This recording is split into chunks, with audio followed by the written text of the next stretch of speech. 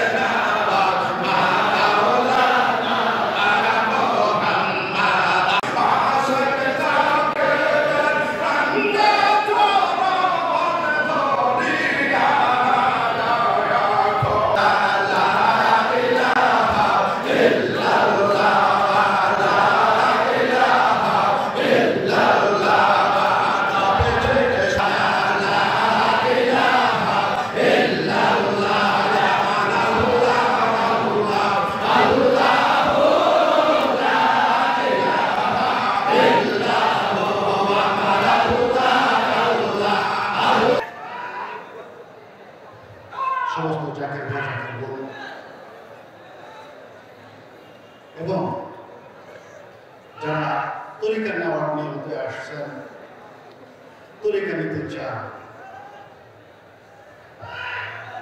তাদের সবাইকে উপলক্ষ করে দুটা কথা বলতে চাই।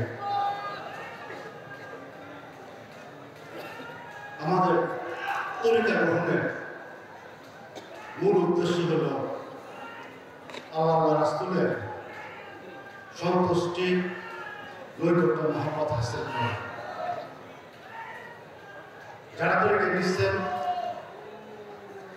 এই উদ্দেশ্য, এই নিয়ত মনে রাখতে হবে। যারা তরিকা নিতে চান, তরিকা নেওয়ার জন্য আসছেন, এই নিয়ত যাদের আসছে শুধুমাত্র তারাই তরিকা নেবেন।